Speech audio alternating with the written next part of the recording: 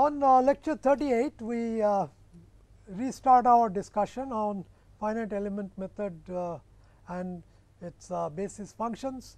Mostly people have started on using linear basis functions. These are the least possible ordered polynomials. Although it is basically a global method, but its application wise it is local, because its footprint is limited.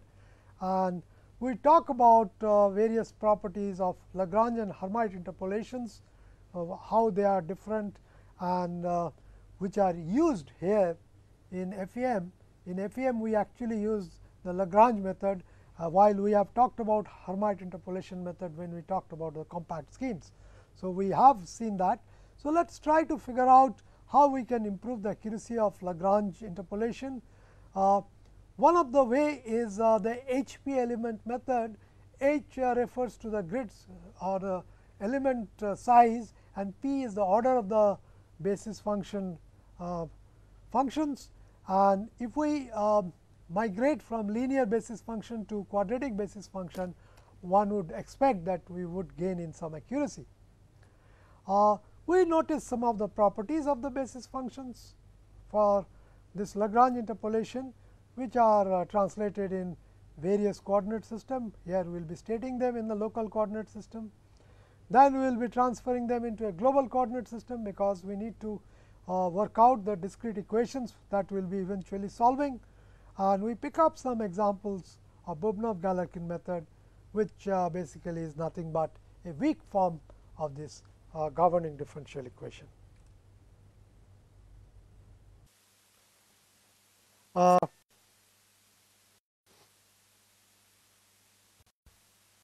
We are just discussing about finite element method, and we do not have adequate time to go deep into the subject. This itself deserves probably more than one semester of treatment on this topic alone, but as I promised that we will try to connect it to other topics that we have done. We basically are on the track. If we say that in finite element method, what we do is we take the domain and then divide it into smaller domains. So, for example, a typical subdomain is encapsulated between the node E and E plus 1. Then we try to fit in a linear function between these two points 1 and 2 by this linear function here. So, what you really need to do is find out C1 and C2 at the same time, for the sake of ensuring continuity of the solution across the nodes. So, we always want that these polynomials in such a way that at the node E and E plus 1 there would be absolute continuity of the elements. Okay. For example, for the point we are seeing here, the value is U1 and X, I call it as XA, and for the node E plus 1 the value of the function is U2, and the independent variable takes the value of XB. So, XA and XB are in a sense a global coordinate system, right, with some origin somewhere else fixed. Now, we need to find out C1 and C2, and that should give us the local representation of this node element. So, it is easy. You solve 20A and 20B, and you get this equation is 21, where you find out that local representation of the known given by the functional is a sum of the two functions, linear functions, which we are calling as psi 1e and psi 2e times those nodal functions. So, basically keeping this figure in front of us would help.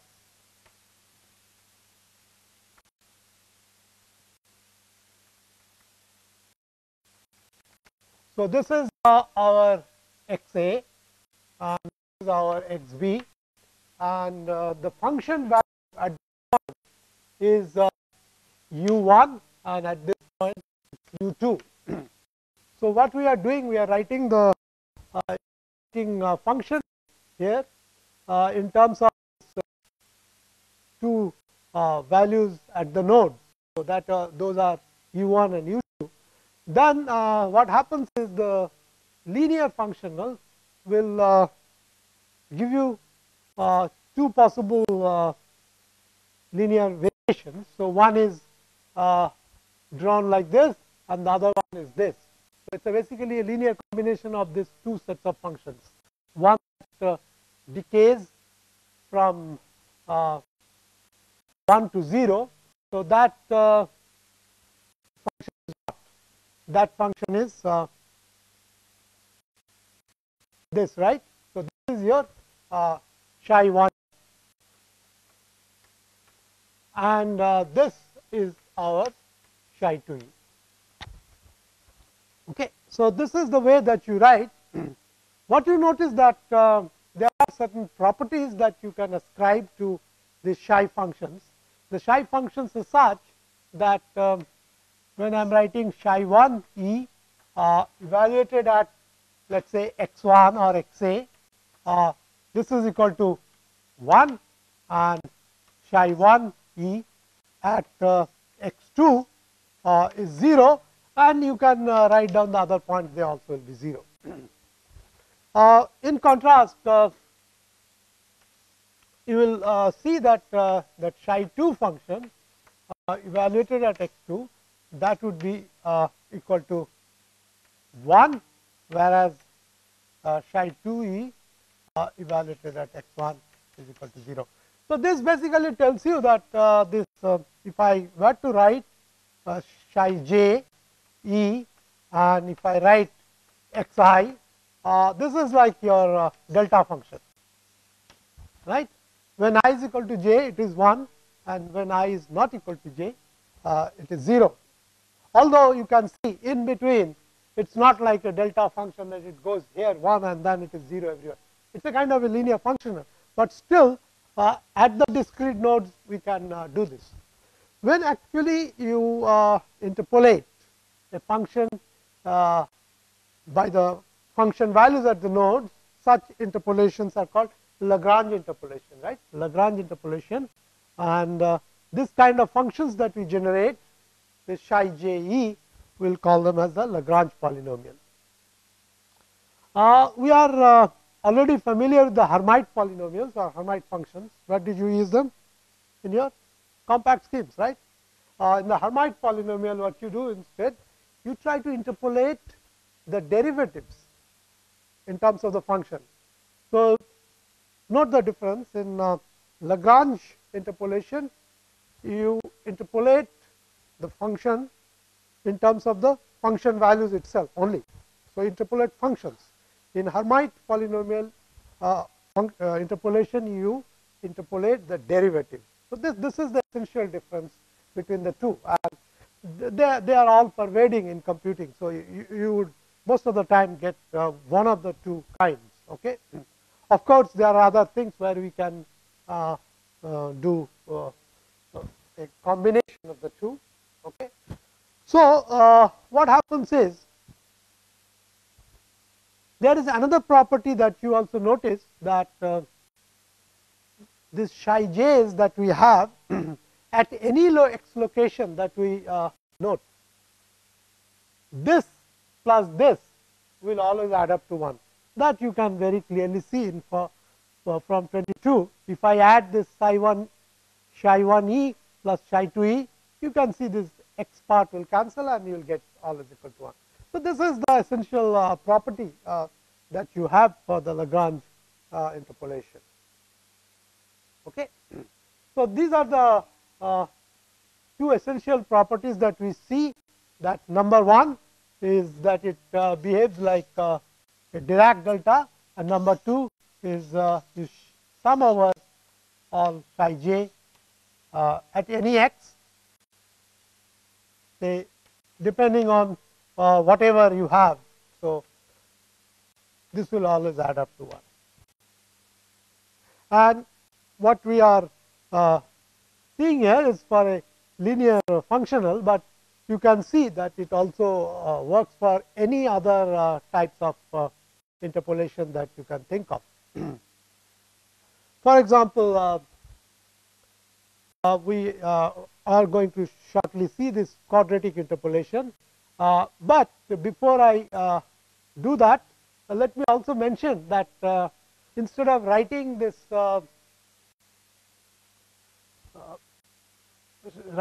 interpolating functions in global coordinate, we can also talk about a local coordinate system. So, for each element I can fix an origin. For example, here I could just simply start a origin here and define a coordinate system. I will call it as say x bar, and if I do that, so x bar is fixed with the origin at the node E, then this is easy. That psi 1 E in this local representation would be 1 minus x bar by h. So, it starts off with 1 and it decays with that slope of minus 1 over h, and the psi 2 is starts off from 0 and reaches the value of 1 at x bar equal to h, right. That is what your equation 23 represents.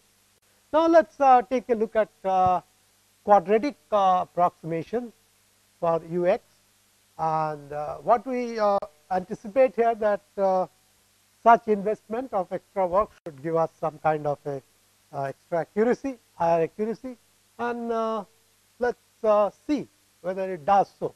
In fact, for many decades now, the finite element practitioners have coined this term called HP element method.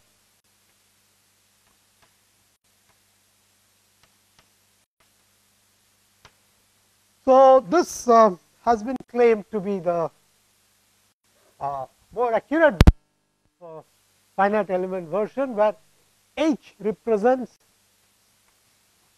the size of the element, right, like what we are talking about in this, like delta x will be equivalent to your H, and P is this order of the polynomial. So, H represents the spacing and P is the order of approximating polynomial.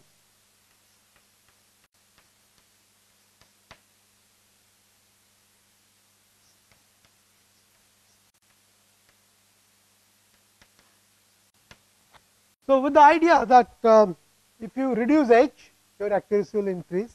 That is what we always expect for any discrete computing, that if I keep on reducing the spacing, then I should get back to my continuum limit and I should rediscover my original differential equation. So, reduction of H leading to higher accuracy is one of the attributes of discrete computing. So, there is no quarrel about it. We will all readily agree with it. However, to claim that by increasing the order of approximating polynomial will also increase the accuracy is a subject of further investigation. And one of the reasons that I bring this subject up is basically to highlight from what we have done in this whole semester. How do we define accuracy? We have already exploded that myth that higher order does not always mean higher accuracy in the context of other discrete methods, right. We have seen that what we really need to worry about is look at the sources of error and what helps us in reducing that error. So, here also we start with a discordant note. I will not be sold by this claim that HP element methods are higher accurate methods compared to traditional finite element methods. So, we will invest some time in that. Okay. So, we will take a look. So, for that purpose, we will look at this quadratic representation of the elemental functions, and that would require us to solve for these three constants C1, C2 and C3 However, we are still restricting ourselves in the node. The element is still spanned by E and E plus 1, right? But we will have to fix 3 unknown constants C1, C2, C3. So, we will have to introduce some additional node, and it has to be ostensibly inside the domain. We will take it somewhere inside. Okay. Usually it could be anywhere. It could be anywhere, but we will be talking about here as the additional node to be, let us say, the middle of the element. Okay. So, I will call this. So, let us remove this linear functional business here. So, we still have those two functions which we have called them as u1, u2, and let us say this one I will now call it as, in the global coordinate system, this is x1 and this is x3, and we have introduced an additional node called x2. Okay. And then we will have some value here which we will call as u2, and let us call this as u3. Okay. So, that is what you have this 3 relations written down here. u1 is evaluated at x1, u2 at the midpoint of the element, and u3 at the right end of the element. So, once again you can obtain the value of these 3 constants C1, C2, C3 and substitute it back, and what you would find that the elemental representation is as given in this top equation 26.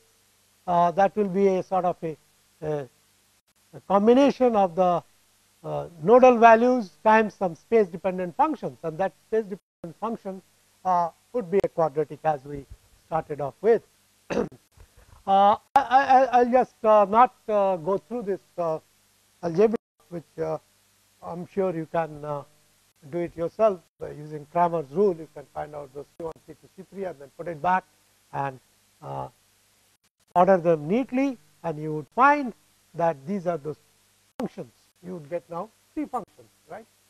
For the linear interpolation, we had 2 functions because we had 2 unknowns C1 and C2. Here we will have 3 such functions. So, we have psi1, psi2 and psi3, and they are written there in terms of this quadratic expression for each value of I 1 and 2. These coefficients, this x alpha I, beta I, gamma I, they are nothing but the coordinates like this x1, x2, x3. They form a pattern, cyclical pattern, so that you can exploit them and you would be able to do that. And there is this denominator d, which is nothing but the sum of this x independent part. The sum of all the alpha i's would give you this. Now, what we would like to do is, as before, we would switch over to a local coordinate system and peg the origin at x1. So, and call that as x bar, and then we are going to get 3 such functions. Okay. Going through this exercise, you will find out that we are going to get 3 such functions. They look like this. Psi1 is the one that starts off with the value 1 at x equal to x1 or x bar equal to 0, and then the property of Lagrange interpolation, right, that it should be like a delta function. So, at the node concerned, this is going to be 1, everywhere else it should be 0. That is what you are seeing, right. So, at x1 psi1 is 1, at x2 and x3 psi1 is 0, and that is what exactly we are seeing, that it has a quadratic dependence, but it crosses through 0 at 2 and 3. Okay. Now, the same way if I look at the psi2 function, this is also a quadratic function which has to be equal to 0 at 1 and 3 and which will be equal to 1 at x equal to x2. And the same way psi3 would be here, that would be 0 at x1 and x2 and at x3 it will be 1. So, now it is not very difficult for you to understand that in this x bar coordinate system, what this is going to be? This is going to be 0 and this is going to be say h by 2 and this is going to be h, right. So, in this x bar coordinate system, these are the 3 nodes. Now, if you go back, it would be very easy for you to construct that polynomial. For example, psi1, what do we expect?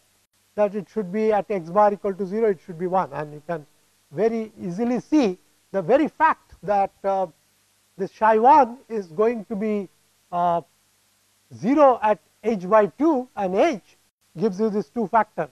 So, that is very easily constructed. The first factor ensures that x bar equal to h, it will be 0, and the second factor ensures that at x bar equal to h by 2, this will be 0. So, that is the reason that I just directly wrote down the local coordinate system. It is easier for you to see, and that should convince you that it goes off there and it is a quadratic function. So, it would be something like this, right. That is your psi1.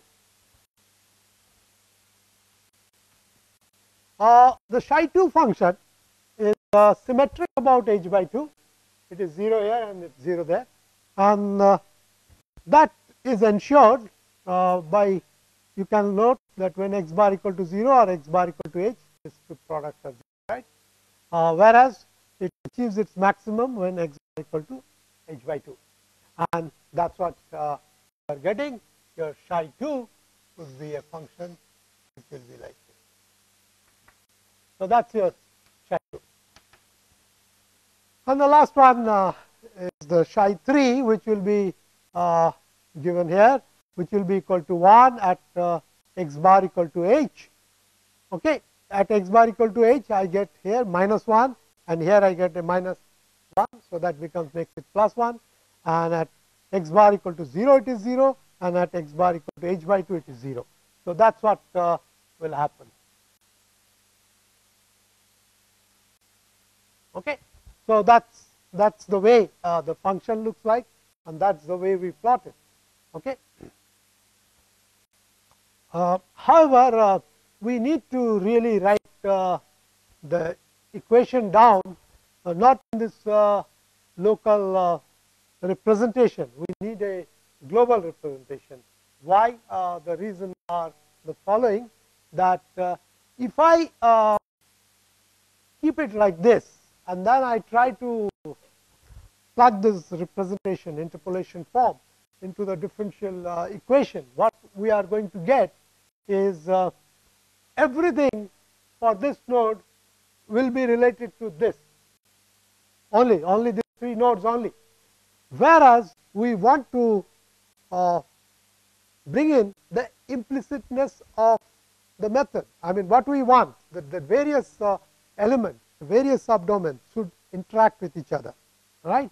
That is why what we are going to do is, for example, if I look at this, the linear basis functions, then I said that my jth node starts off from jh to j plus 1 into h.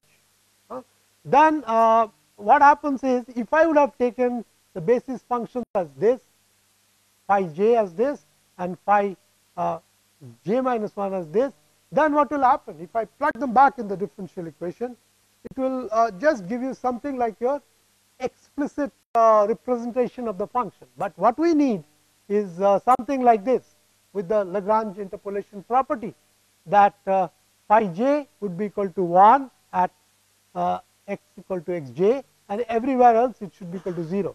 So, what is happening here is that if I take the nodes, this is the jth node, this is j plus 1th node,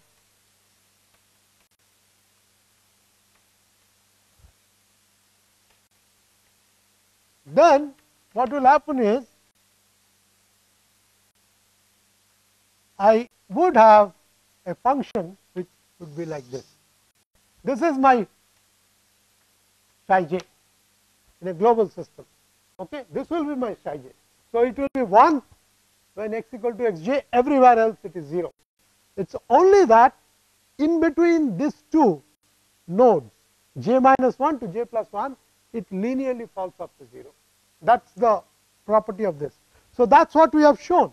The global representation is given by this red line, whereas the local representations were what we earlier talked about. It is something like encapsulated between j and j plus 1th node itself. Of course, as you can see, the quadratic interpolation function, the global representation is somewhat little more complex, because what we have is, well, it is not written very clearly here, but you can see this is the center of the node, okay, and this is actually the element. The element goes from here to here, okay, and this is the midpoint. Now, what happens to psi 1 and psi 2? We don't keep the psi 1 inside here, we just shift it by one element on this side, and psi 3, which was here like this is shifted to the leftward. What we are trying to do is we are trying to couple the elements in the representation, right? And what happens? What does it mean? That despite having done that, say for example, the next element for centered around j 1 would be like this. So what we are doing, we are actually superposing this like this with the hat function, or what is called as the chapeau function.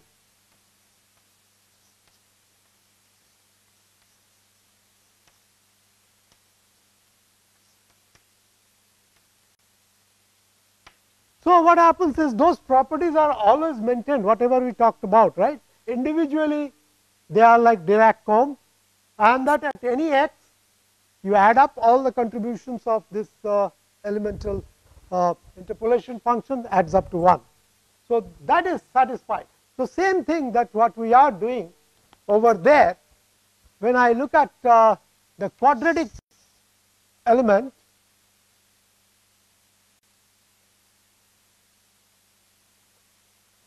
you know, the figure has to be treated with somewhat of care. So this is my actual one element, right, and this is the center point of that element. So the next point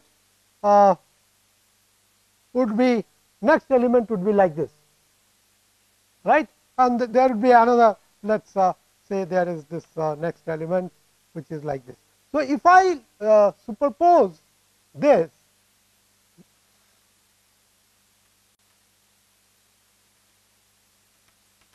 let's say these are so I have this function present there, this function also present there, but here when I am doing this, I also have this, and we have a function like this. Now the same way we are doing a functional representation like this. So what we are doing is basically identifying what constitutes psi j. So suppose this is the jth element, then this is going to be one of the element that we called it at psi 2j, and to that we add up this path, okay, and this path. So this 3 constitutes our psi j. Okay. So these 3 elements constitute psi j. That is what I have shown here with this function on the right. At the same time, you would have the interpolation functions for different nodes superposing on each other. Those satisfy those basic properties of the Lagrange interpolation, that they still constitute the same thing, that at any x I add up, I will have three components. One is a negative contribution coming from here, positive contribution coming from there, and another positive contribution coming from there. You add all three, will still get equal to 1. This property 2 that we talked about. So this is going to be always satisfied. So don't think that we have this kind of a representation in isolation here, right? We'll have superposing functions, and when we add them up, they will still satisfy this. So that's the jump from the local to global representation. And why we do that? That's what we are saying, that global representation would always set the weighted residual to 0, irrespective of the type of formulation. Whether I do it linear or quadratic, I should have this property satisfied, right? I could have p equal to 3, I could have p equal to 4. We could keep on ratcheting up the level of the order of the polynomial. What is also important, that why we give up the local representation in favor of global representation, is that when I substitute this representation back into my differential equation, what will it do? If it's a PDE, time dependent PDE, it will convert it into a ODE, or if it's a steady state problem, it will convert it into a linear algebraic equation, right? So whatever we do, suppose it's a steady problem, then the corresponding linear algebraic equation that we will obtain as a discrete equation, if I keep it like this, then the ith element only resides within the ith element itself. All the psi 1, psi 2, psi 3 are defined only in here. So what will happen? It will the different elements will not communicate with each other. That is what we are essentially saying, that if it does so, then I will get sort of a disjointed difference equation, discrete equation for the elemental level. And then what will happen? Well, they are all independent of each other. So the so-called linear algebraic equation, even if I do, they will turn out to be reducible, because they are all decoupled. Okay, so that will not work. So to couple the system, we will have to go through this global basis. Okay. Now let's take an example, and this is the classic Bubnov-Galerkin finite element method. And let's say we are just simply trying to solve it. Very, very simple equation. The second derivative is given as f, and let's also make our life simple by considering the variation of x between 0 and pi, and we will see what will it do for us. What we are going to do is that we have drawn a figure like this, which we call as figure 3a or something. There we will represent the known u of x in terms of the nodal values times this. So as you can see, this phi j, as we have drawn here by the solid line, that is 0 outside this j minus 1 and j plus 1. That's the first relation tells you that everywhere else it's identically equal to 0. Only within this span, going from j minus 1 to j plus 1, we have two segments of a discontinuous function. One is that increases with x, this part that is your middle equation, and the last one is this part, that's a decaying function. Okay, so that's what we are doing here. You can now see what is the essential idea if we do it with a linear basis functions. Okay, and you can identify this nodes. X j minus 1 is simply nothing but j minus 1 into h. For the sake of understanding, I am taking the all the element size as same. It will make life simpler, and we will understand what is going on, but it's not necessary, or it is never practiced that you use uniform spacing. Okay. That is one of the strongest point of finite element and finite volume method, that you can do it with local spacing, which keeps varying from element to element, volume to volume. Okay. Now, let us observe that the linear basis functions here are not orthogonal, right. We have two functions, right, psi 1 and psi 2. They are not orthogonal. So, that is why although in some books you will see that spectral method and finite element method, especially the Galerkin kind, are clubbed together, but one of the differences is in the spectral method the basis functions are all orthogonal to each other, whereas here in FEM we give up that condition in favor of low order polynomials, right. So, the resulting monomials or the polynomials that we have, they are not orthogonal to each other. And why do we do it? Because the discrete equation will be simpler and only the neighboring elements will interact with each other, right. So, if I am looking at the jth point, if I am looking at this element, you can see at the elemental level the interaction will happen with this element and this element only, right. It is for linear basis function. For quadratic it will be little more. We will see that. We will see that. Now, one of the problems that we are going to face, that we are trying to solve a problem which requires evaluation of a second derivative. Now, a question will automatically come to your mind that if my space dependence is given as a linear function, how is it going to satisfy a second derivative, right? And this is a legitimate concern.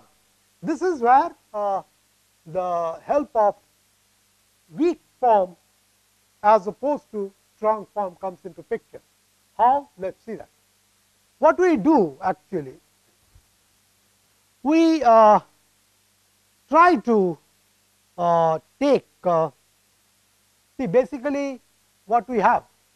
This is our function, and that we are writing it as the nodal values times this. So, this x dependence is built in here, and this is the original function, but differential equation says that it should be at least be having a continuous second derivative, right. That is what this thing says, but whereas this one we have taken as linear function. So, there seems to be a conflict. What we could do is we could exchange some of this differentiability of these functions from here to here such that we are going to look at it like this. So, look, I mean substitution of this expression in the differential equation will give us this kind of a form, right. And what have we done? It is a Galerkin method. So, we are going to say we have the differential equation, we multiply by that with the basis functions. The basis functions are phi's, right. So, what we are going to do is we are going to multiply, let us say, a Lth basis function phi of L, and then we integrate over the whole domain. That is the whole concept of finite element, right. That is what we are doing here, the weighted residual. It is not the collocation method, we are doing some kind of a subdomain method. So, what we are doing, we are multiplying by Lth basis function with this form and then integrating over the whole domain. So, domain is defined from 0 to pi, and this is how we keep it. So, the same way the f is also multiplied by phi L, and then we are integrating it, and this is your discrete equation. So, 33 is the discrete equation of the equation that we noted on top here by 30. So, what happens is, as we said, that phi is a linear function. So, that d2 phi j dx square does not exist, but what we could do is we could actually perform an integration by parts. and that is what is done up here. So, if you do this, you could write it like this, that this is nothing but d dx of this times this. Now, what happens is, this is the first part is a perfect differential, right. So, I could integrate it and I will get phi L times d phi j dx substituted at the limit 0 and pi. What is the property of phi L? Phi L has this property, what we have written, that it is 1 only at the node, everywhere else it is 0. So, what will happen for any arbitrary phi L, if it is not the end element, this perfect differential will vanish, because phi L is 0, right. That is what happens. So, this first term drops out, because phi L's are zeros at the integral limits other than when j equal to L. See, basically what we are doing, these two are distinct, right, j and L. Only when L will become equal to j, then we will have to think about doing something, but otherwise this path will be always contributing to 0. At the end of the element, all the conditions would come from, I mean, we are not going to satisfy the differential equation at the end, right, at 0 and pi. So, in all the cases, what you would find at x equal to 0 or x equal to pi, the first part will give you 0 contribution. Then you have come to this. This is what is called as the weak form. See what has happened, that we are not satisfying the governing differential equation, we are satisfying a integrated form of it. That is what we did. We multiplied by phi L and then we integrated. That led to dropping of this term, and then we get this. Now, you can see that you are no more requiring the existence of the second derivative, because you have hoodwinked the problem into giving you a product of two first derivatives. You do not need the second derivative. You see, these are the first derivatives, and the first derivatives are also very easy when we look at the linear basis functions. They are either 1 over h, the slope, or minus 1 over h. That is what we have written right here. Okay. So, what happens is, that makes our life rather simpler, that going from x j minus 1 to x j, we have a positive slope, and going from x j to x j plus 1, we have a negative slope, right. So, this is what we have. So, we could just simply plug those on the left hand side of 34 and then perform the integral. That should make life rather comfortable, and this is what you are going to get. The left hand side will give you only this, question 36. See, you realize that in the previous page, when we are looking at this, which are the L and J's which can contribute? They can contribute when only L is the next neighbor of J. So, that is what we said, that if I am looking at this, so L is equal to J will give me the contribution from here, and L is equal to J plus 1 will give me a contribution coming from this basis function, right. Then this has a common intersection between J and J plus 1th element in this path. The same way, J minus 1th element and Jth element will have a common path here. So, that is what we have written there, that will come, well, actually there should be a J plus minus L plus minus 1, and if you do that, L plus minus 1 and L, you get this, and this should convince you that it looks like your second order central difference scheme, right.